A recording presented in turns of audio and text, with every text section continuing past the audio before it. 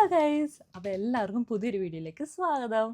അപ്പോൾ ഇന്ന് രാവിലെ തന്നെ എണീച്ചു കേട്ടോ. ഒരു 4:30 മണിയായപ്പോഴത്തേക്ക് എണീച്ചതാണ്. ഐഷു ആണെന്ന് എന്നെ എണീപ്പിച്ചത്. എന്നിട്ട് ഐഷു ഇത് ഇവിടെ കിടന്ന് നല്ല സുഖമായിട്ട് കിടന്ന് ഉറങ്ങുന്നുണ്ട്.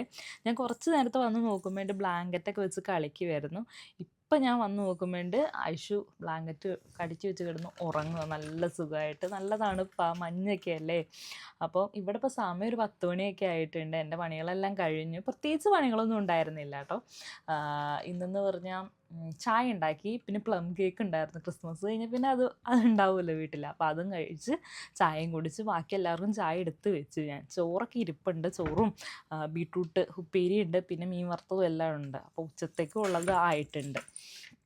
അപ്പോൾ ഞാൻ വീഡിയോ ചെയ്തിട്ടുണ്ടായിരുന്നില്ല. അപ്പോൾ ഞാൻ വിചാരിച്ചൊരു വീഡിയോ ചെയ്യാം. ഇന്നലെ വിചാരിച്ചൊരു വീഡിയോ ചെയ്യണമെന്ന്. അപ്പോൾ ഐഷു ഉറങ്ങിയിട്ടില്ല. ഐഷു ഉള്ളപ്പോൾ എനിക്കങ്ങ് ടെൻഷനാണ്. ഐഷുവിനെ അയ്യോ വീഴുമോ, അല്ലെങ്കിൽ ഐഷുവിനെ ശ്രദ്ധിക്കാൻ പറ്റുന്നില്ലേ എന്നൊക്കെ. ഐഷു ഉറങ്ങുമ്പോൾ ഒരു വീഡിയോ ചെയ്യുമ്പോഴാണ് എനിക്ക് സത്യം പറഞ്ഞാൽ എനിക്ക് പറയാനുള്ളതും കൂടി പറയാൻ പറ്റത്തുള്ളൂ. അല്ലെങ്കിൽ ഭയങ്കര ടെൻഷനാണ്. കുട്ടികളായതുകൊണ്ട് വീഡിയോ ചെയ്യുന്നവർക്ക് ശരിക്കും പറഞ്ഞാൽ മനസ്സിലാവുമായിരിക്കും അത്. പിന്നെ ഡിസംബർ എല്ലാം അവസാനിക്കാൻ പോവുകയാണ്. എനിക്കങ്ങ് ശരിക്കും പറഞ്ഞാൽ ടെൻഷനാണ്. എനിക്ക് ഈ നവംബറും ഡിസംബറും എന്ന് പറഞ്ഞാൽ ഒട്ടും ലക്കി അല്ലാത്തൊരു മാസങ്ങളാണ് കേട്ടോ.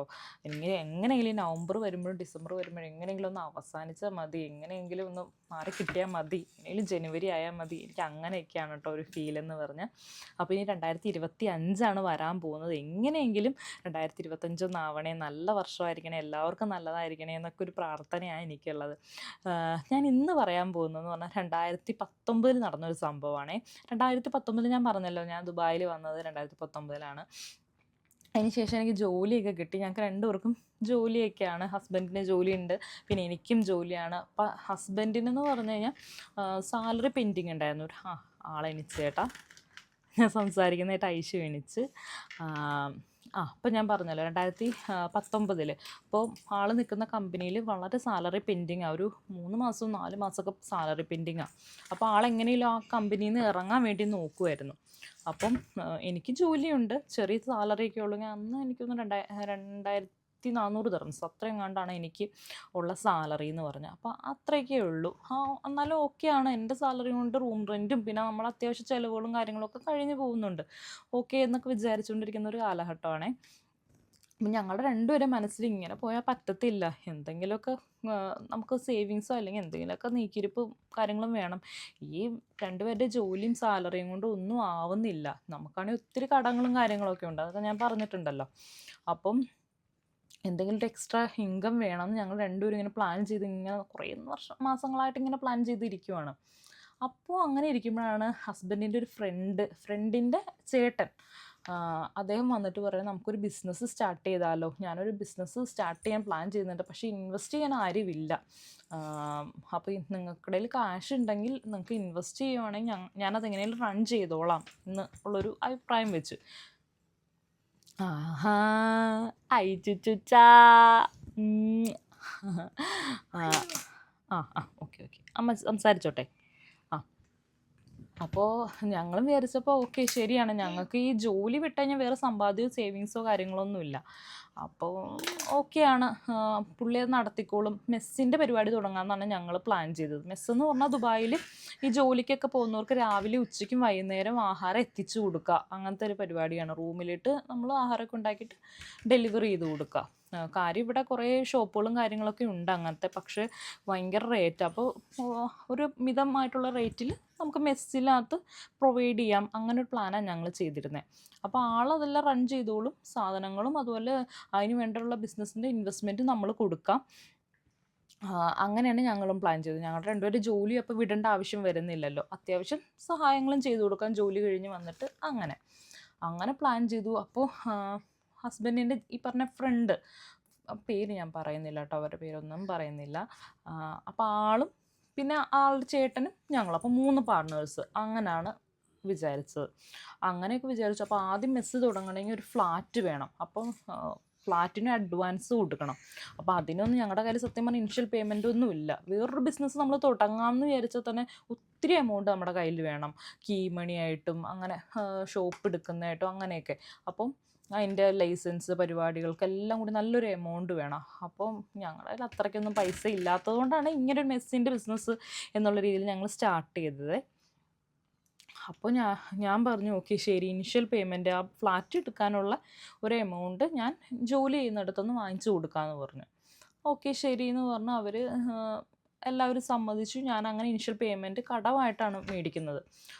കടമായിട്ട് മേടിച്ച് ഞങ്ങൾ ആ ഫ്ലാറ്റിന് 3 പേരും കൂടി പോയിട്ട് അഡ്വാൻസ് കൊടുത്തു. അന്നേരം ഈ പറഞ്ഞ ഹസ്ബൻഡിൻ്റെ ഫ്രണ്ടിൻ്റെ വൈഫും എല്ലാം ഉണ്ട്. അവർക്കും ജോലിയൊന്നുമില്ല. ഹസ്ബൻഡിനും പിന്നെ ആ ഫ്രണ്ടിനും മാത്രമേ ജോലിയുള്ളൂ. ഈ പറയുന്ന ജ്യേഷ്ഠനും പിന്നെ അവരുടെ വൈഫിനും ജോലിയില്ല. അപ്പോൾ അവർക്ക് കൂടി ഒരു ജോലിയൊക്കെ ആവുമല്ലോ, അവർക്ക് കൂടി വരുമാനം ആവുമല്ലോ എന്ന് വിചാരിച്ച് ഞങ്ങൾ ഇത് സ്റ്റാർട്ട് ചെയ്യാൻ തന്നെ തീരുമാനിക്കുന്നത്. നമുക്കൊരു എക്സ്ട്രാ ഇൻകം ആവും. അങ്ങനെ അത് ഫ്ലാറ്റിനൊക്കെ അഡ്വാൻസ് കൊടുത്തു. അത് കഴിഞ്ഞ് കഴിഞ്ഞപ്പോൾ പതിയെ ഇവരെന്ത് ചെയ്തെന്ന് വെച്ചാൽ ഈ ഹസ്ബൻഡിൻ്റെ ഫ്രണ്ട് അതിനകത്ത് നിന്ന് അങ്ങ് പിൻവലിഞ്ഞു ആ ബിസിനസ്സിൽ നിന്ന്. അപ്പം എന്ത് പറ്റിയെന്ന് വെച്ച് കഴിഞ്ഞാൽ ഞങ്ങളും പിന്നെ ആ ഹസ്ബൻഡിൻ്റെ ഫ്രണ്ടിൻ്റെ ചേട്ടൻ ഞങ്ങൾ 2 പാർട്ട്നേഴ്സായി.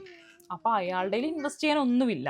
കാരണം അയാൾക്ക് ജോലിയില്ലാന്ന് ഞാൻ പറഞ്ഞല്ലോ. പുള്ളിക്ക് ജോലിയോ കാര്യങ്ങളൊന്നുമില്ല. ആളാകെ പറയുന്നത് മെസ്സിനകത്ത് കുക്ക് ചെയ്യാനും പിന്നെ അങ്ങനെയുള്ള പരിപാടികൾക്കും അല്ലെങ്കിൽ ഡെലിവറി ചെയ്യാനും ഒക്കെ ഞാൻ ചെയ്യാം, അല്ലാണ്ട് പൈസയായിട്ടൊക്കെ നിങ്ങൾ ഇൻവെസ്റ്റ് ചെയ്യണം എന്നുള്ളൊരു ഇതായി. പെട്ടെന്ന് ഇവരുടെ ഈ കാലുമാറ്റം ആയി കഴിഞ്ഞപ്പോൾ ഞങ്ങൾക്ക് ആകെ ഒരു ഇതായി. കാരണം മൊത്തം നമ്മുടെ തലയിലായി. നോട്ടീസൊക്കെ അടിച്ച് ഞങ്ങൾ വിതരണമൊക്കെ ചെയ്തിരുന്നു അന്ന്. അത് കഴിഞ്ഞപ്പോൾ ഫ്ലാറ്റും എടുത്തു. നമ്മളാണ് അഡ്വാൻസ് കൊടുത്തത്. ഇനിഷ്യൽ പേയ്മെൻറ്റ് പോയാൽ പിന്നെ നമുക്കല്ലേ പോകത്തുള്ളൂ. അത് കഴിഞ്ഞപ്പോൾ ഇവർ പിന്മാറി കഴിഞ്ഞപ്പോൾ ഞങ്ങൾ വിചാരിച്ചു എന്നാൽ നമുക്കും മുന്നോട്ട് പോകാൻ പറ്റത്തില്ല എന്ന് വിചാരിച്ച് ഞങ്ങൾ പോയിട്ട് ആ ഫ്ലാറ്റിൻ്റെ അഡ്വാൻസ് തിരിച്ച് ചോദിച്ചപ്പോൾ അവർ പറഞ്ഞു മര്യാദക്ക് ആ ഫ്ലാറ്റിൻ്റെ ഫുള്ള് റെൻറ്റ് തന്നിട്ട് നിങ്ങൾ പോയാൽ മതി. കാരണം അവിടെ നിന്നവരെ ഒഴിപ്പിച്ചിട്ടാണ് നിങ്ങൾക്ക് ഫ്ലാറ്റ് ഞങ്ങൾ തരാൻ ഉദ്ദേശിച്ചതെന്ന് പറഞ്ഞു. അപ്പോൾ ഞങ്ങൾ പറഞ്ഞു അയ്യോ അങ്ങനെ പറയല്ലേ, ഞങ്ങൾക്ക് വേറെ വഴിയൊന്നുമില്ല എന്ന് പറഞ്ഞു. അപ്പോൾ അവർ പറഞ്ഞു ഓക്കെ ശരി, നിങ്ങളെന്നാൽ ഒരു റൂം എടുക്കുക, ആ ഫ്ലാറ്റിൽ ഒരു റൂം എടുത്തോ, അങ്ങനെയാണെങ്കിൽ നിങ്ങളുടെ ആ ഇനിഷ്യൽ പേയ്മെൻറ്റ് അതിനകത്തുനിന്ന് കുറയ്ക്കാമെന്ന് പറഞ്ഞു. ഒരു ചെറിയ റൂമിൽ ഞങ്ങൾ ചെറിയ വാടകയ്ക്ക് നിൽക്കുന്നവരായിരുന്നു. ലാസ്റ്റ് ഞങ്ങൾ ആ റൂമും കളഞ്ഞിട്ട് ഞങ്ങൾക്ക് ഈ ഒരു ഫ്ലാറ്റിലോട്ട് മാറേണ്ടതായിട്ട് വന്നു. അന്ന് December 31 അയ്യോ ഞാനന്നൊരു ഷോപ്പിലാണ് വർക്ക് ചെയ്യുന്നത്. അപ്പോൾ എനിക്ക് പോയേ പറ്റുള്ളൂ. കാരണം ഈ നല്ല തിരക്കുള്ള സമയം അന്നൊക്കെ. 12 മണി വരെ ഞാൻ ആ ഷോപ്പിൽ വർക്ക് ചെയ്തിട്ട് ഞാൻ അവിടെ നിന്ന് തിരിച്ച് വന്നത് രാത്രി 12 മണിക്ക്. എന്നിട്ട് ഞങ്ങൾ നിൽക്കുന്നിടത്തു നിന്ന് എല്ലാം ഞങ്ങൾ സാധനങ്ങൾ ഷിഫ്റ്റ് ചെയ്ത് ഞങ്ങൾ തിരിച്ച് വന്ന് ഈ റൂമിൽ ഞങ്ങൾ കയറി. അങ്ങനെ ഞങ്ങൾ ആ കൊടുത്ത അഡ്വാൻസ് ബാലൻസ് ചെയ്തു. എന്നാൽ പോലും അപ്പോൾ വേറൊരു സാധനങ്ങളൊക്കെ മേടിച്ച് വെച്ചേക്കാം, മെസ്സിലേക്ക് വേണ്ട പാത്രങ്ങളും കാര്യങ്ങളൊക്കെ. അപ്പോൾ ഇത് സ്റ്റാർട്ട് ചെയ്യാണ്ടിരിക്കാൻ നിവൃത്തിയില്ല. റൂമിൻ്റെ നമ്മൾ ബാലൻസ് ചെയ്ത് നമ്മൾ ആ റൂമിലോട്ട് ഷിഫ്റ്റ് ആയിട്ട് അതങ്ങ് ബാലൻസ് ചെയ്ത് കേട്ടോ. പക്ഷേ എന്ത് പറ്റിയെന്ന് വെച്ചാൽ മെസ്സിലേക്ക് വേണ്ട സാധനങ്ങളെല്ലാം വാങ്ങിച്ച് വെച്ചേക്കുന്നു. പാത്രങ്ങൾ, ഉരുളികൾ, അടുപ്പ്, ഗ്യാസ് എല്ലാം. അതുമാത്രമല്ല സാധനങ്ങൾ, പച്ചക്കറികളും അരിയും എല്ലാം ചാക്ക് കണക്കിന് മേടിച്ച് വെച്ചാണ്. നോട്ടീസെല്ലാം വിതരണം ചെയ്ത് കുറേ ആൾക്കാരൊക്കെ മെസ്സ് വേണമെന്ന് പറഞ്ഞ് ഓർഡർ ചെയ്ത് വെച്ചാണ്. അപ്പോൾ കുറച്ച് പേരെന്ന് നമ്മൾ അഡ്വാൻസ് മേടിച്ചിട്ടുണ്ട്. അപ്പോൾ ഇത് മെസ്സ് മുന്നോട്ട് പോകാണ്ടിരിക്കാൻ നമുക്ക് പറ്റത്തില്ല. അപ്പോൾ ഈ ഒരു പറയുന്ന കുക്ക് ചേട്ടനും പിന്നെ ഞങ്ങളും 2 പാർട്ട്നേഴ്സ് അങ്ങനെയുള്ളൂ. പുള്ളി പൈസയൊന്നും മുടക്കിയിട്ടില്ല എന്ന് ഓർക്കണം, കയ്യിൽ നിന്ന് കാശൊന്നും മുടക്കിയിട്ടില്ല. അപ്പോൾ ഈ ഓരോ സാധനങ്ങൾ മേടിക്കുമ്പോഴും നമ്മുടെ കയ്യിൽ നിന്ന് ആ പൈസ ഇറങ്ങിക്കൊണ്ടിരിക്കുന്നത്. നമ്മുടെ സാലറി അങ്ങോട്ട് ഇട്ടേണ്, പിന്നെ ചുറ്റുപാടും നമ്മൾ കടം മേടിച്ചേക്കുന്നത്, പിന്നെ അതല്ലാണ്ട് നമ്മുടെ ഗോൾഡ് ലോൺ വെച്ചാണ്, അതിനകത്ത് നിന്നൊക്കെ പൈസ എടുത്ത് നമ്മൾ ഈ ഒരു ബിസിനസ്സിലോട്ട് ഇട്ടേക്കുവാണ്. അപ്പോൾ ഗോൾഡെല്ലാം പണയം വെച്ച് നമ്മൾ പൈസയെല്ലാം കണ്ടെത്തി പുള്ളി ഇങ്ങനെ ഓരോ ആവശ്യങ്ങൾ ഇങ്ങനെ പറഞ്ഞുകൊണ്ടിരിക്കുക. പുള്ളിയുടെ അനിയൻ അങ്ങ് മാറിയെങ്കിലും, അതായത് എൻ്റെ ഹസ്ബൻഡിൻ്റെ ഫ്രണ്ട് അങ്ങോട്ട് മാറിയെങ്കിലും, ഈ ചേട്ടൻ എന്ന് പറഞ്ഞാൽ പുള്ളി നമ്മുടെ അടുത്ത് പറയണത് സാരമില്ല, നിങ്ങളുടെ പൈസയെല്ലാം ഇത്രയും പോയതല്ലേ, സാരമില്ല, ഞാൻ നിങ്ങളുടെ ഒപ്പം നിൽക്കാം, നമുക്ക് ഈ ബിസിനസ് എങ്ങനെയും സ്റ്റാർട്ട് ചെയ്യാം, ആര് പിൻവാങ്ങിയാലും ഞാൻ പിൻവാങ്ങത്തില്ല, നമുക്ക് മുന്നോട്ട് പോവാം എന്നൊക്കെ പറഞ്ഞ് വീണ്ടും നമ്മളെ വീണ്ടും ഊറ്റിക്കൊണ്ടിരിക്കുക. അതായത് വീണ്ടും നമ്മുടെ ഗോൾഡൊക്കെ മേടിച്ച് പണയം വെച്ചിട്ട് പുള്ളി വീണ്ടും കാശ് ഇതിനകത്തേക്ക് ഇൻവെസ്റ്റ് ചെയ്യിപ്പിച്ചുകൊണ്ടിരിക്കുവാണ്. അപ്പം ഞങ്ങളും വിചാരിച്ചു ഓക്കെ ശരി, നമ്മളിതിനകത്ത് മുന്നിട്ട് ഇറങ്ങിയതല്ലേ, ഇത്രയും സാധനങ്ങളെല്ലാം വാങ്ങിച്ചു കൂട്ടി, ഇനിയിപ്പോൾ ഇത് എന്ത് ചെയ്യാൻ പറ്റും, നമുക്ക് ബിസിനസ് മുന്നോട്ട് കൊണ്ടുപോകാണ്ടിരിക്കാൻ വേറെ നിവൃത്തിയൊന്നുമില്ല. അതിനുശേഷം പിന്നെയും ഗോൾഡൊക്കെ പണയം വെച്ച് ഞങ്ങൾ 1-2 സൈക്കിളൊക്കെ മേടിച്ചു ഞങ്ങൾ. കാരണം ഡെലിവറി ഒക്കെ കൊണ്ടുപോകണി സൈക്കിൾ വേണം ഇവിടെ. അപ്പോൾ അങ്ങനെയൊക്കെ ആയി. പിന്നെ ഒരു ഹെൽപ്പറിന് ഒരാളെയും കൂടി നമ്മൾ ഹയർ ചെയ്ത് വെച്ചു കൊടുത്ത്. അപ്പോൾ ആ പുള്ളിയുണ്ട്, ഇയാളും ഉണ്ട്. അപ്പോൾ ഇവർക്ക് 2 പേർക്ക് സാലറി എന്നുള്ള രീതിയിലാണ്. അപ്പോൾ ഇവർക്ക് ഷെയർ അല്ല, അതായത് പ്രോഫിറ്റ് കിട്ടുന്നതിൻ്റെ ഷെയർ അല്ല ഇവർക്കുള്ളത്, സാലറിയാണ് ഇവർക്കുള്ളത്. പക്ഷെ നമ്മൾ അമിതമായിട്ട് ഈ ചേട്ടനെ വിശ്വസിച്ചിട്ട് നമ്മൾ ഈ പൈസ എല്ലാം ഇറക്കി ബിസിനസ് സ്റ്റാർട്ട് ചെയ്തു. വേറൊരു ഫ്ലാറ്റ് നമ്മൾ കണ്ടെത്തി. അപ്പോൾ അത് മാസവാടകയൊക്കെയാണ് കണ്ടെത്തി ആ ഫ്ലാറ്റ് അങ്ങനെ റൺ ചെയ്തു. അവിടേക്ക് മെസ്സും കൂടി നമ്മൾ നടത്തിക്കൊണ്ട് പോവുകയാണ്. അപ്പോൾ 2 റൂമും കൂടി അതിനകത്തുണ്ട്. അപ്പോൾ 2 റൂമിലും കൂടി വേറെ ആൾക്കാരെയും വെച്ച് കൊടുത്തു നമ്മൾ. അപ്പോൾ എന്നാലാണ് ഈ റെൻ്റൊക്കെ മീറ്റ് ചെയ്ത് പോകത്തുള്ളൂ. അതിനകത്ത് ഞങ്ങൾ കുറച്ച് മെസ്സുകൾ ആദ്യം ഉണ്ടായിരുന്നുള്ളൂ, 10, 15, 20 ആദ്യ ടൈമിൽ ഉണ്ടായിരുന്നത്. എന്നാലും നമ്മൾ ഈ ജോലിയൊക്കെ കഴിഞ്ഞിട്ട് വന്നിട്ട് നമ്മൾ ഇതിൻ്റെ ആൾക്കാരെയൊക്കെ ഈ നോട്ടീസ് കൊണ്ട് നടന്ന് സംസാരിച്ച് ഇതിനകത്ത് മെസ്സിലോട്ടൊക്കെ ചേർക്കും. ഞാനും ഹസ്ബൻഡും എല്ലാം ഇതിനകത്ത് ഒരുപാട് ഇൻവോൾവ് ആയിരുന്നു. ഞങ്ങൾക്ക് ജോലിക്ക് പോകണം, പിന്നെ ഈ കടങ്ങളുണ്ട് അതെല്ലാം വീട്ടണം, അതിൻ്റെ ഇടയ്ക്ക് ഇവരെ വന്ന് സഹായിക്കുന്നുണ്ട്. അത് കഴിഞ്ഞ് എൻ്റെ ഹസ്ബൻഡ് ജോലിക്ക് പോയിട്ട് തിരിച്ച് വന്നിട്ട് ഡെലിവറിക്ക് വേറൊരാൾക്ക് പൈസ കൊടുക്കണ്ടല്ലോ എന്ന് വെച്ചാൽ പുള്ളി തന്നെ ഡെലിവറിക്കും പോകും ഇതിന് വേണ്ടിയിട്ട്. അപ്പോഴൊക്കെ ഈ ഞങ്ങൾ വിചാരിച്ചുകൊണ്ടിരിക്കുന്ന പ്രോഫിറ്റ് ഇന്നല്ലെങ്കിൽ നാളെ ഉണ്ടാവും, മറ്റന്നാൾ ഉണ്ടാവും എന്ന് വിചാരിച്ചിട്ടിരിക്കുക. അപ്പോൾ എത്ര നമ്മളിതിനകത്ത് ഇൻവെസ്റ്റ് ചെയ്തിട്ട് പ്രോഫിറ്റ് ഇല്ല, പക്ഷെ മെസ്സിനകത്ത് ഇങ്ങനെ കൂടി കൂടി വരുന്നുണ്ട്. അപ്പോൾ ഈ 24 hours ഇതിനകത്ത് നിൽക്കുന്നതെന്ന് പറഞ്ഞാൽ മറ്റേ ചേട്ടനാണ്, ആ പുള്ളിയാണ് ഇതിനകത്ത് നിൽക്കുന്നത്. അപ്പോൾ അയാൾക്കാണ് കറക്റ്റായിട്ട് അറിയത്തുള്ളൂ എത്ര മെസ്സ് ഉണ്ടെന്ന്. നമുക്കടുത്ത് പറയുന്നില്ല ഇത്ര മെസ്സ് ഉണ്ട്, അല്ലെങ്കിൽ മെസ്സ് കൂടിയ കാര്യം ഞങ്ങൾക്ക് അറിയാൻ പറ്റുന്നില്ല ഇത്. കാരണം ഞങ്ങൾ രാവിലെ ആകുമ്പോൾ ഡ്യൂട്ടിക്ക് പോകും, വൈകുന്നേരമാണ് ഡെലിവറിക്ക് മാത്രമേ എൻ്റെ ഹസ്ബൻഡ് അവിടെ പോകുന്നുള്ളൂ.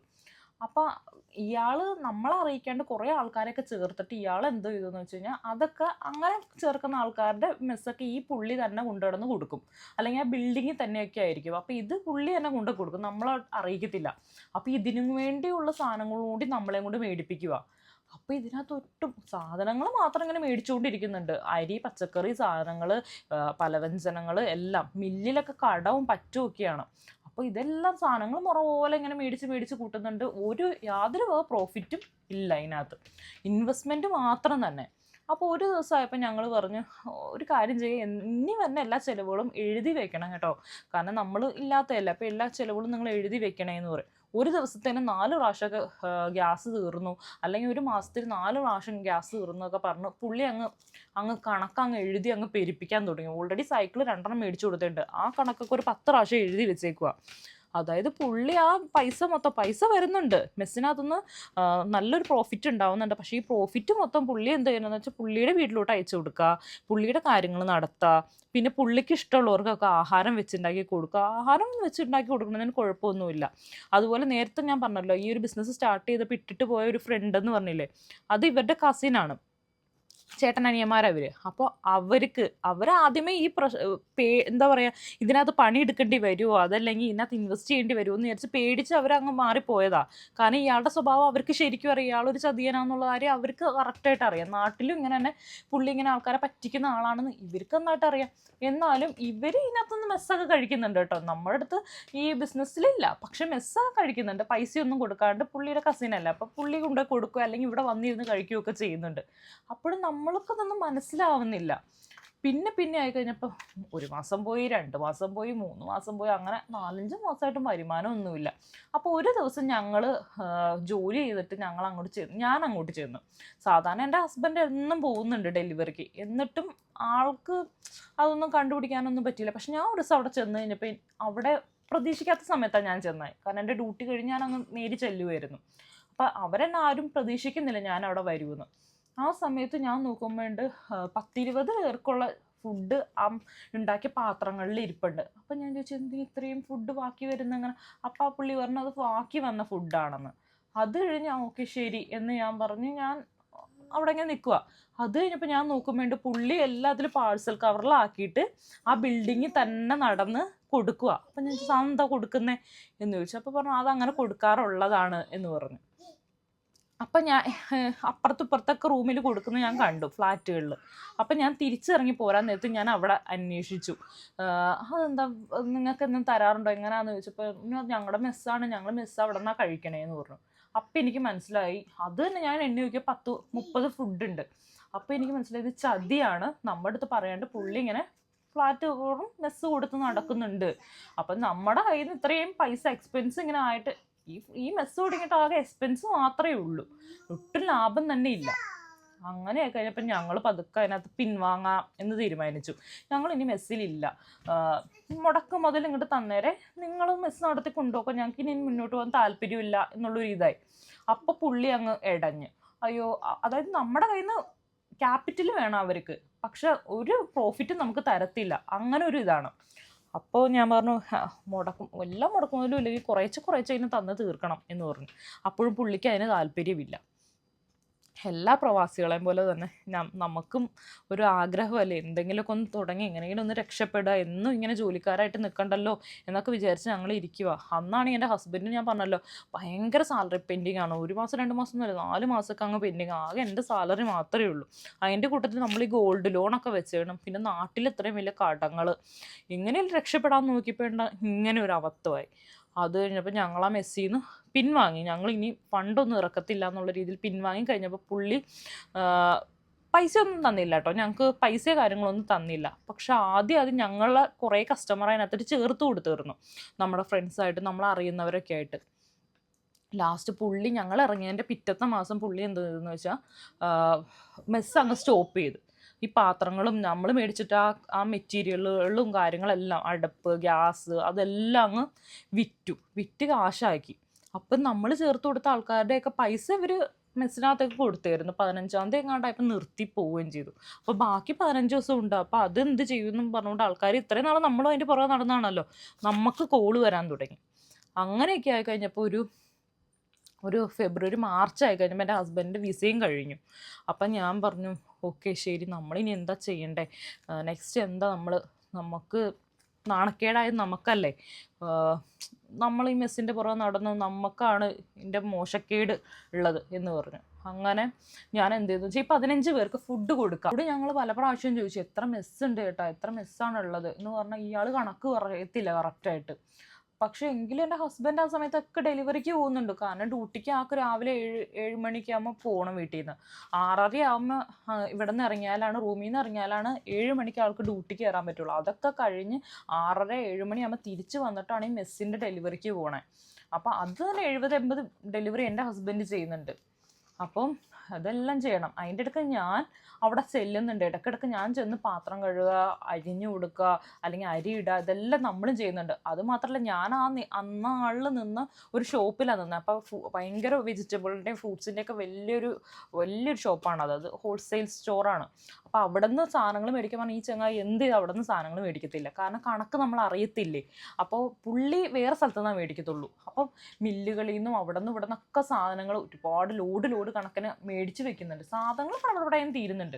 അപ്പം നമ്മൾ എപ്പോഴും ചോദിക്കും മെസ്സിൻ്റെ കണക്ക് താന്ന് പറഞ്ഞാൽ ഇയാൾ എന്ത് ചെയ്ത് തരത്തില്ല. 1 മാസമായി 2 മാസമായി 3 മാസമായി 4 മാസമായി അങ്ങനെ പോയിക്കൊണ്ടിരിക്കുക. ഇതിൻ്റെ ഇടയ്ക്ക് ഇയാൾ കുറേ സ്റ്റാഫിനെയൊക്കെ അങ്ങ് വെച്ചേക്കാം, ഒരു 4-5 സ്റ്റാഫിനെയൊക്കെ വെച്ചിട്ടുണ്ട്. അപ്പോഴും എൻ്റെ ഹസ്ബൻഡ് അവിടെ ഡെലിവറിക്ക് പോകുന്നുണ്ട്. ഹസ്ബൻഡിന് അറിയത്തില്ല ഇതിനകത്ത് എത്ര മെസ്സ് ഉണ്ടെന്നോ ഒന്നും അറിയത്തില്ല. ഈ പുള്ളി അതിനുള്ള കണക്കും കാര്യങ്ങളും കൊടുക്കത്തില്ല. ഒരു 10-70 മെസ്സ് പാക്ക് ചെയ്തിട്ട് എൻ്റെ ഹസ്ബൻഡിനെ കൊടുത്ത് വിടും. അത് കഴിഞ്ഞ് കുറേ ഫുഡ് അവിടെ ബാക്കിയുണ്ടാവും. തിരിച്ച് എൻ്റെ ഹസ്ബൻഡ് ഡെലിവറി കഴിഞ്ഞ് തിരിച്ച് വരുമ്പോൾ ഫുഡൊന്നും ഉണ്ടാകത്തില്ല.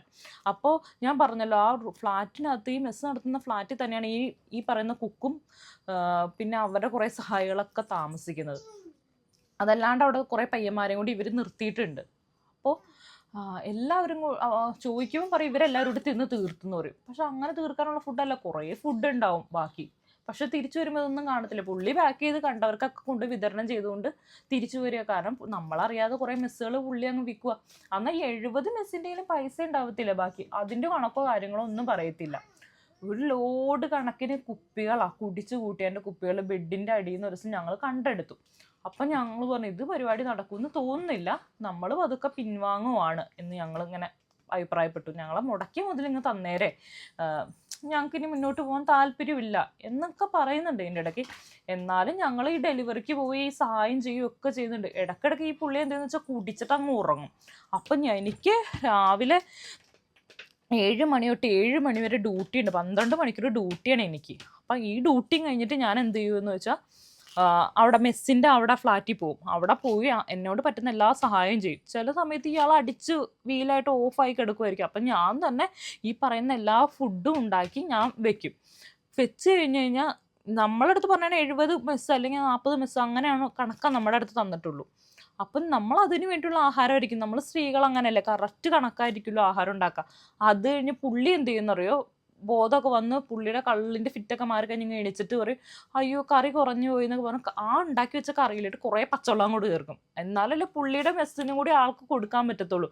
ആദ്യം ഞങ്ങൾക്കത് മനസ്സിലായില്ലായിരുന്നു. പിന്നെ ഞങ്ങൾക്കത് മനസ്സിലായി തുടങ്ങി കേട്ടോ. അപ്പം ഞങ്ങൾ തീർത്തും ഇത് വേണ്ട എന്നുള്ള രീതിയിൽ തന്നെ അങ്ങ് നിന്നു.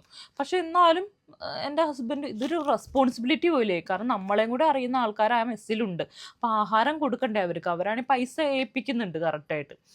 അപ്പോൾ അങ്ങനെ ആയിക്കഴിഞ്ഞ് കഴിഞ്ഞപ്പോൾ ഞങ്ങൾ ഓക്കെ, ഈ മാസം കൂടി ഞങ്ങൾ ഉണ്ടാവുള്ളൂ എന്ന് പറഞ്ഞിട്ട് പുള്ളിയുടെ അടുത്ത് ഒരു മാർച്ച് മാസമൊക്കെ ആയി.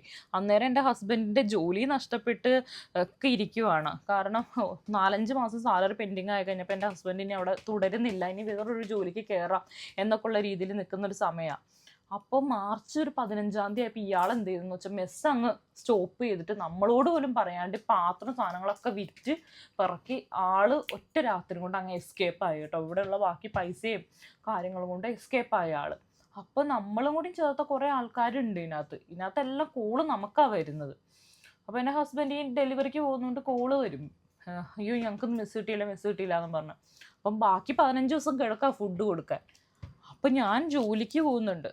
പിന്നെ ഞാൻ എന്ത് ചെയ്യുന്നു വെച്ചാൽ ആ 15 ദിവസം ഈ ജോലിയുടെ ഇടയ്ക്കും, അല്ലെങ്കിൽ ജോലി ഒന്നെങ്കിൽ ഒരു 12 മണിക്കൂർ ഡ്യൂട്ടി ഉണ്ടെങ്കിൽ 10 മണിക്കൂർ ഡ്യൂട്ടി ചെയ്തിട്ട് ഞാൻ തിരിച്ച് വന്നിട്ട് ഞാനും ഹസ്ബൻഡും കൂടി ബാക്കി ഇത്രയും പേർക്കും, നമ്മളെത്ര പേർക്കാണോ നമുക്കറിയാവുന്ന അത്രയും പേർക്ക് ബാക്കിയുള്ള ഫുഡ് 15 ദിവസത്തെ ഫുഡ് കൊടുക്കാം എന്നൊരു പ്ലാൻ ചെയ്ത് ഞങ്ങൾ അങ്ങനെ ഫുഡ് ഉണ്ടാക്കി കൊടുത്തുകൊണ്ടിരിക്കുക.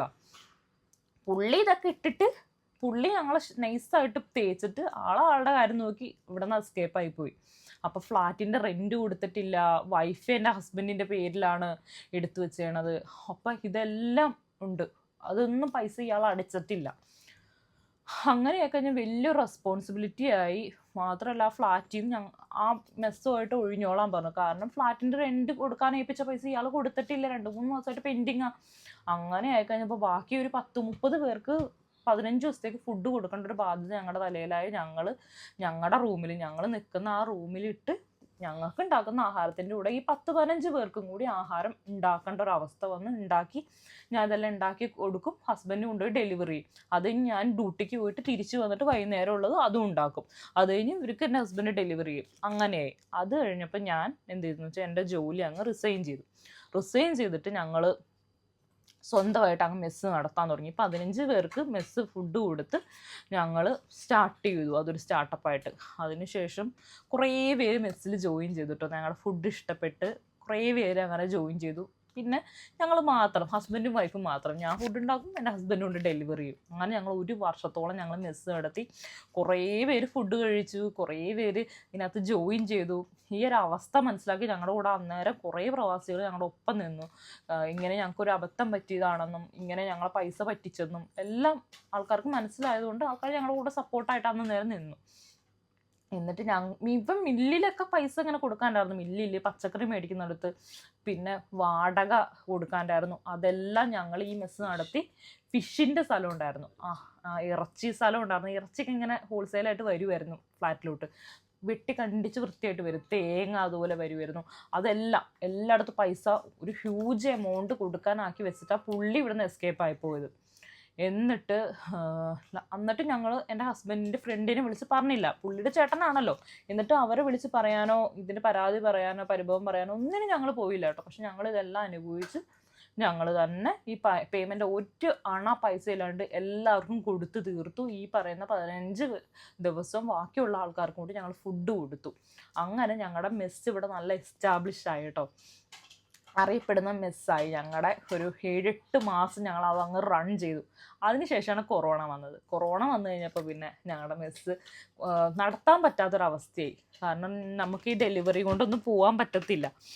അങ്ങനെ ആയിക്കഴിഞ്ഞപ്പോൾ ഞങ്ങൾ പതുക്കെ മെസ്സിൻ്റെ എണ്ണം കുറച്ചു. ഞങ്ങൾക്ക് പറ്റുന്നുണ്ടായിരുന്നില്ല, 2 പേരല്ലേ ഉള്ളൂ, ഹസ്ബൻഡും വൈഫും മാത്രമേ ഉള്ളൂ. ഞങ്ങൾക്ക് ഇതിനകത്ത് ലൈസൻസും കാര്യങ്ങളൊക്കെ എടുക്കണമെന്നുണ്ടായിരുന്നു. പക്ഷേ ഈ കൊറോണയുടെ ഒരു ഇഷ്യൂവും കാര്യങ്ങളും അന്ന് നല്ല ബുദ്ധിമുട്ടായിരുന്നു ഇങ്ങനെ ഡെലിവറി ചെയ്യാനൊക്കെ. പോലീസിൻ്റെ ചെക്കിങ്ങും കാര്യങ്ങളൊക്കെ ഉണ്ടായിരുന്നുകൊണ്ട് പിന്നെ ഞങ്ങൾക്കത് കണ്ടിന്യൂ ചെയ്യാൻ പറ്റിയില്ല. പതിയെ ഞങ്ങൾക്ക് മെസ്സിൻ്റെ എണ്ണം കുറയ്ക്കേണ്ടതായിട്ട് വന്നു. പിന്നെ ജോലിക്ക് ആളെ കിട്ടാണ്ടായി. കൊറോണയുടെ ആ ഒരു ബുദ്ധിമുട്ടും കാര്യം കൊണ്ട് ഒരാൾക്കും പുറത്തിറങ്ങാൻ പോലും പറ്റാത്തൊരവസ്ഥയായി. അതിൻ്റെ ഇടയ്ക്ക് ഞങ്ങൾക്ക് കൊറോണ വന്നു.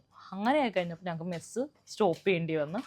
ഞങ്ങളങ്ങനെ 2020 മെസ്സ് സ്റ്റോപ്പ് ചെയ്തു. 2019 സ്റ്റാർട്ട് ചെയ്ത മെസ്സ് 2020 1 വർഷം ഞങ്ങളത് കണ്ടിന്യൂ ഇട്ട് പോയി. അത് കഴിഞ്ഞ് കൊറോണ അങ്ങ് മൂത്ത് കഴിഞ്ഞപ്പോൾ പിന്നെ മെസ്സ് നമുക്ക് തുടർച്ചയായിട്ട് പോകാനോ കാര്യങ്ങളോ പറ്റാണ്ടായി. അതിൻ്റെ ഇടയ്ക്ക് ഞങ്ങൾ മെസ്സ് പൂർണ്ണമായിട്ട് സ്റ്റോപ്പ് ചെയ്തു. ബെൽദിയിൽ നിന്നൊക്കെ ഞങ്ങൾക്ക് ഭയങ്കരമായിട്ട് വിലക്ക് വന്നിരുന്നു. ഇനി മെസ്സ് പറ്റത്തില്ല, കാരണം കൊറോണ ഭയങ്കരമായിട്ട് രൂക്ഷമായേക്കാണ്. ഇനി പുറത്തൊന്നും ഇറങ്ങരുത്, ഫ്ലാറ്റിൽ തന്നെ ഇരിക്കണം. മുനിസിപ്പാലിറ്റിയാണ് ഇവിടുത്തെ ബെൽദിയ എന്ന് പറഞ്ഞാൽ. അപ്പോൾ അതെല്ലാം അങ്ങനെ ക്ലോസ് ചെയ്ത് ഞങ്ങൾ ഇട്ടു താൽക്കാലികമായിട്ട്. അത് കഴിഞ്ഞ് എനിക്ക് വന്നു, ഹസ്ബൻഡിന് വന്നു, 2 പ്രാവശ്യം ഹസ്ബൻഡിന് കൊറോണ വന്നു. അങ്ങനെ ഞങ്ങൾ റൂമിൽ തന്നെ ഒതുങ്ങി ഞങ്ങൾ അങ്ങനെ പോയി. ഒരു 5-6 മാസം അങ്ങനെ തന്നെ പോയി കേട്ടോ. അതിൻ്റെ ഇടയ്ക്ക് ഇങ്ങനെ കുറേ എൻക്വയറീസ് ഇങ്ങനെ വരുന്നുണ്ടായിരുന്നു. മെസ്സ് എന്താ തുടങ്ങാത്തത്, എങ്ങനെയും മെസ്സ് സ്റ്റാർട്ട് ചെയ്യേ, ഞങ്ങൾക്ക് ഫുഡ് വേണം, നിങ്ങൾ ഫുഡ് വേണം എന്നൊക്കെ പറഞ്ഞിട്ട്. അന്ന് വാഴയിലയിൽ ചോറൊക്കെ കൊടുത്തത് ഞങ്ങളായിരുന്നു ആ ഒരു സമയത്ത് ഇങ്ങനെ മെസ്സിൽ. അപ്പോൾ അങ്ങനെയൊക്കെ ഞങ്ങൾ കൊടുത്തുകൊണ്ടിരുന്നതാണ്. അപ്പോൾ ഇതിന് ഭയങ്കര എൻക്വയറി എന്ന് വെച്ചാൽ ഒരു ഹ്യൂജ് എൻക്വയറി വരാൻ തുടങ്ങി. അപ്പോൾ ഞങ്ങൾക്കും ടെൻഷനായത്, എങ്ങനെയൊന്നും തുടങ്ങി കിട്ടിയാൽ മതി, എങ്ങനെയും ഒന്ന് റീസ്റ്റാർട്ട് ചെയ്താൽ മതി. അതിനുശേഷം കൊറോണയൊക്കെ ഒന്ന് ശമിച്ച് കഴിഞ്ഞപ്പോൾ ഞങ്ങൾ വീണ്ടും റീസ്റ്റാർട്ട് ചെയ്തിട്ട് ഒരു ഹ്യൂജ് ആൾക്കാരുണ്ടായിരുന്നു ആ സമയത്ത് മെസ്സ് വേണമെന്ന് പറഞ്ഞു. അപ്പോൾ എനിക്കും എൻ്റെ ഹസ്ബൻഡിന് പറ്റാണ്ടായി. ഞങ്ങളുടെ കയ്യിൽ ഒതുങ്ങാത്ത രീതിയിൽ ആളായി കഴിഞ്ഞപ്പോൾ ഞങ്ങൾ 1-2 സ്റ്റാഫിനെയും കൂടി നിർത്തിയേച്ചും നമ്മളത് തുടങ്ങി. അപ്പം അന്നേരം റെൻറ്റിനാണ് നമ്മുടെ റൂമെന്ന് ഓർക്കണം. ഞങ്ങളൊരു പാർട്ടീഷനിൽ കിടന്നിട്ട് ഒരു റെൻറ്റ് റൂമിലാണ് ഞങ്ങൾ നിൽക്കുന്നത്. അത് കഴിഞ്ഞപ്പോൾ അവിടെ വെച്ച് ഉണ്ടാക്കാൻ പറ്റാത്ത അത്രയും മെസ്സായി ഞങ്ങൾക്ക്. അപ്പോൾ പിന്നെ നമുക്ക് പറ്റാണ്ടായി. അത് കഴിഞ്ഞ് ഹസ്ബൻഡാണ് ഈ ഡെലിവറിക്കൊക്കെ പോകുന്നത്. പിന്നെ ഒരു ബൈക്കിൻ്റെ ഡെലിവറിയുടെ ആളെയും കൂടി ഞങ്ങൾ വെച്ചിരുന്നു. പക്ഷേ ഇങ്ങനെയുള്ള ഡെലിവറിക്കൊന്നും ആരും വരത്തില്ല പ്രോപ്പറായിട്ട്. കാരണം ഭയങ്കര ഡിഫിക്കൽട്ടാണ് ഡെലിവറി ചെയ്യാൻ. കാരണം ടൈമിൽ എത്തിക്കണം, അങ്ങനെയൊക്കെ ഒരു ബുദ്ധിമുട്ടും കാര്യങ്ങളൊക്കെ ഉണ്ട്. കാരണം എല്ലാവർക്കും ഡ്യൂട്ടിക്ക് പോകേണ്ടതല്ലേ. അപ്പോൾ സമയത്തിന് നമ്മൾ എത്തിക്കണം, അതുപോലെ നീറ്റായിട്ട് എത്തിക്കണം. കാരണം കടയിൽ നിന്നൊക്കെ കിട്ടുന്ന പോലെ തന്നെ നീറ്റായിരിക്കണം, നല്ല ഫുഡും ആയിരിക്കണം. എന്നാൽ മാത്രമാണ് ആൾക്കാർക്ക് അത് ഇഷ്ടമാവത്തുള്ളൂ. അപ്പം ഞങ്ങൾ അങ്ങനെയൊക്കെയാണ് ചെയ്തുകൊണ്ടിരുന്നത്. ആളൊക്കെ ഉണ്ടെങ്കിലും കുറേ സ്റ്റാഫ്, നമുക്കിപ്പോൾ 2-3 സ്റ്റാഫും കാര്യങ്ങളൊക്കെ ഉണ്ട്. കാരണം ബൈക്ക് ഡെലിവറിക്ക് ആളുണ്ട്, പിന്നെ 2 പേര് നമ്മുടെ സ്റ്റാഫായിട്ടുണ്ട് കട്ട് ചെയ്യാനും കാര്യങ്ങൾക്കൊക്കെ. എന്നാൽ പോലും നമ്മുടെ ഡ്യൂട്ടി ടൈം എന്ന് പറഞ്ഞാൽ നമ്മൾ ഉത്തരവാദിത്വം ഭയങ്കര ഇതിനകത്തേക്ക് ഇറങ്ങി ചെന്നിട്ടാണ് ഈ ചെയ്തുകൊണ്ടിരിക്കുന്നത്. ആ 2 മണിക്കൂർ അന്ന് ഞങ്ങൾ 2 പേര് കിടന്ന് ഉറങ്ങത്തുള്ളൂ. 2 മണിക്കൂർ ഉറങ്ങുള്ളൂ എന്ന് വെച്ചാൽ ബാക്കി എല്ലാ ടൈം മെസ്സിൻ്റെ പണിയായിരിക്കും. കാരണം രാവിലത്തെ നാസ്ത അത്രയും പേർക്ക്, ഒരു ഹ്യൂജ് എമൗണ്ട് ആൾക്കാർക്ക് നാസ്ത ഉണ്ടാക്കണം, അതായത് ബ്രേക്ക്ഫാസ്റ്റ്. പിന്നെ ഉച്ചയ്ക്കത്തുള്ള ലഞ്ച് വേണം. ചിലർക്ക് പൊതിയായിരിക്കും വേണ്ടത്, ചിലർക്ക് മറ്റോണം ബോക്സിലാക്കി കൊടുക്കുക ചെയ്യല്. അപ്പോൾ ഇതെല്ലാം പാക്ക് ചെയ്യണം. ഭയങ്കര അടുക്കള നിറച്ച് ചൂട്. ആ ഒരു സമയത്ത് ഞാൻ എന്നും ഓർക്കുന്നുണ്ട്. കാരണം അരിയൊക്കെ ഇട്ട് കഴിഞ്ഞാൽ അടുക്കളയിൽ നിൽക്കാൻ പറ്റത്തില്ല. ഈ ഒരു റൂമിൻ്റെ വലിപ്പമുള്ള അടുക്കളയാണ് ഉള്ളത്. അപ്പോൾ അതിനകത്താണ് വലിയ അടുപ്പിലാണ് നമ്മൾ ഈ അങ്ങനെ ആ ചെമ്പയിൽ ഇങ്ങനെ അരി പുഴുങ്ങിക്കൊണ്ടിരിക്കും. അപ്പോൾ നമുക്കങ്ങ് തല കറങ്ങിയങ്ങ് വീഴുന്ന അവസ്ഥ വരെ ഞാൻ ഉണ്ടായിട്ടുണ്ട്. അപ്പോൾ അങ്ങനെയൊക്കെ ഇങ്ങനെ പോയിക്കൊണ്ടിരിക്കുകയാണ്. അപ്പോൾ 12 മണിക്കൂറും 14 മണിക്കൂറും 18 മണിക്കൂറൊക്കെ ഉറക്കമില്ലാണ്ട് നമ്മൾ ഇതിനകത്ത് നിന്ന് പണിയെടുക്കുക. അത് മാത്രമല്ല, ഈ കുക്കിങ് കാര്യങ്ങളൊക്കെ കഴിഞ്ഞിട്ട് വേണം എൻ്റെ ഹസ്ബൻഡിന് സാധനം മേടിക്കാൻ പോകണം. എൻ്റെ ഹസ്ബൻഡ് തന്നെ. അപ്പോൾ സാധനങ്ങൾ മേടിക്കും. ചിലപ്പോൾ ഹസ്ബൻഡ് പോകും, ചിലപ്പോൾ ഞാൻ പോവും. അത് കഴിഞ്ഞ് വേണം ഡെലിവറിക്ക് പോകാൻ ആൾക്ക്. അതിൻ്റെ ഇടയ്ക്ക് അങ്ങനെ പോയിക്കൊണ്ടിരിക്കുന്നതിൻ്റെ ഇടയ്ക്ക് ഒരു ദിവസം ഒരു വൈകുന്നേരം ആൾ ഡെലിവറിക്ക് പോയതാണ്. അതായത് ഡിന്നർ കൊടുക്കാൻ വേണ്ടി പോയിട്ട് പിന്നെ ആൾ വന്നില്ല. സാധാരണ 8 മണിയൊക്കെ ആകുമ്പോൾ തിരിച്ച് വരേണ്ടതാണ്. എന്നിട്ട് വേണം നമുക്ക് നെക്സ്റ്റ് ഡേക്കുള്ള സാധനങ്ങൾ പർച്ചേസ് ചെയ്യാൻ പോകാൻ. പക്ഷെ അന്ന് വന്നില്ല ആൾ. 8 മണിക്ക് പോയ ആൾ 10 മണിയായിട്ടും വന്നില്ല. 6:30-ക്ക് പോയ ആൾ 8 മണിയായിട്ടും വന്നില്ല, 10 മണിയായിട്ടും വന്നില്ല, 12 മണിയായിട്ടും വന്നില്ല. അത് കഴിഞ്ഞ് എനിക്ക് ആരെയാണ് വിളിക്കേണ്ടത്, എന്താണ് ചെയ്യേണ്ടതെന്ന് അറിയത്തില്ല. എൻ്റെ കയ്യിലാണെങ്കിൽ ആരും നമ്പറില്ല. അങ്ങനെ ഞാൻ ബൈക്ക് ഡെലിവറിയുടെ ആളെ വിളിച്ചു പറഞ്ഞു, എൻ്റെ ഹസ്ബൻഡ് വന്നിട്ടില്ല, ഒന്ന് അന്വേഷിക്കാവോ എന്ന് പോയി ചോദിച്ചു. എന്നോട് പറ്റുന്നിടത്തൊക്കെ ഞാനും പോയി അന്വേഷിച്ചു. പക്ഷെ ആളെ കണ്ടെത്താൻ പറ്റിയില്ല. അത് കഴിഞ്ഞ് നേരം വെളുത്തു, 6 മണിയായി. അപ്പോൾ ഡെലിവറിക്ക് പോകേണ്ട സമയമായി. 4 മണിയാകുമ്പോൾ ഇവിടെ നിന്ന് ഡെലിവറിക്ക് പോയിക്കോണം. നാസ്തയും പിന്നെ ഈ പറയുന്ന ഉച്ചയ്ക്കുള്ളതും കൊണ്ട് പോയിക്കോണം. പക്ഷെ പോകാൻ പറ്റിയില്ല, കാരണം ഫുഡ് ഉണ്ടാക്കിയിട്ടില്ല, ഹസ്ബൻഡ് വന്നിട്ടില്ല. അരി അടപ്പത്തിട്ടിട്ടുണ്ട് ഞാൻ, ഒരു വലിയ ചെമ്പ് നിറച്ച അരി അടപ്പത്തിട്ടുണ്ട്. ബാക്കിയുള്ള സാധനങ്ങളും ഉണ്ടാക്കാൻ പറ്റിയിട്ടില്ല.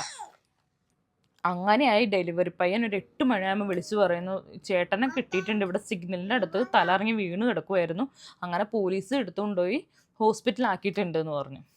അങ്ങനെ ഞാൻ ഓടിപ്പാഞ്ഞ് ഹോസ്പിറ്റലിൽ ചെന്നപ്പോൾ ഡോക്ടർ എന്നോട് പറഞ്ഞു ഉറക്കമില്ലാഞ്ഞിട്ട് തല ചുറ്റി വീണതാണ് എന്ന് പറഞ്ഞു. അതുകൊണ്ട് പ്രോപ്പർ റെസ്റ്റ് വേണമെന്ന് പറഞ്ഞു. അന്ന് ഞങ്ങൾ മെസ്സിന് എല്ലാവർക്കും മെസ്സേജ് അയച്ചിട്ട് പറഞ്ഞു, ഇന്ന് ഇതുപോലൊരു ഇൻസിഡൻറ്റ് ഉണ്ടായതുകൊണ്ട് ഇന്ന് മെസ്സ് ഉണ്ടാവത്തില്ല, 2 ദിവസം കഴിയുമ്പോൾ മെസ്സ് റീസ്റ്റാർട്ട് ചെയ്യുന്നതായിരിക്കും എന്ന് പറഞ്ഞു. പിന്നെ 2 ദിവസം റെസ്റ്റ് എടുത്തിട്ട് വീണ്ടും സ്റ്റാർട്ട് ചെയ്തു. എന്നിട്ട് ഞങ്ങൾക്ക് 2 പേർക്കും പറ്റുന്നില്ല. കാരണം ഞങ്ങളപ്പോഴത്തേക്കും അങ്ങ് ക്ഷീണിച്ച് ആകെ ഉറക്കമില്ലാണ്ടാവുക എന്ന് വെച്ചാൽ ഭയങ്കര ബുദ്ധിമുട്ടാണ്. 2 മണിക്കൂർ മാത്രം ഞങ്ങൾ ആ സമയത്തൊക്കെ ഉറങ്ങിക്കൊണ്ടിരുന്നത്. അപ്പോൾ ഈ സ്റ്റാഫിനൊക്കെ സാലറി കൊടുക്കണം, പിന്നെ അതിൻ്റെ ഇടയ്ക്ക് ഈ സാധനങ്ങളെല്ലാം മേടിക്കണം, പിന്നെ ഞങ്ങളുടെ 2 പേരുടെയും ചിലവുകളും കാര്യങ്ങളൊക്കെ ഉണ്ട്, നാട്ടിൽ അയക്കണ എമൗണ്ട്. അപ്പോൾ ഇതൊക്കെ നമ്മൾ ക്യാരി ഔട്ട് ചെയ്യണമെങ്കിൽ നല്ലതായിട്ട് പവർഫുള്ളായിട്ട് നമ്മൾ നല്ല സ്ട്രോങ് ആയിട്ട് നിന്ന് മെസ്സ് നടത്തിയാലേ പറ്റത്തുള്ളൂ. നമുക്ക് ആരെയും അറിയിക്കാനും പറ്റത്തില്ല, വിഷമങ്ങൾ ആരോടും പറയാനും പറ്റത്തില്ല. പക്ഷെ എങ്ങനെയൊക്കെയോ ഞങ്ങൾ അന്നേരം പോയി, എങ്ങനെയൊക്കെയോ മുന്നോട്ട് പോയി ഞങ്ങൾ. പിന്നീട് ഞങ്ങൾക്ക് പിന്നെയും ഹസ്ബൻഡിന് വയ്യാണ്ടായി. പിന്നെയും ഇങ്ങനെ ഡെലിവറിക്ക് പോകുമ്പോൾ ആൾക്ക് വയ്യാണ്ടാവുക, തലറങ്ങി വീഴുക, ചില ദിവസങ്ങൾ പാർക്കിൽ വരും കിടന്ന് ഉറങ്ങിയിട്ട് എൻ്റെ ഹസ്ബൻഡ്.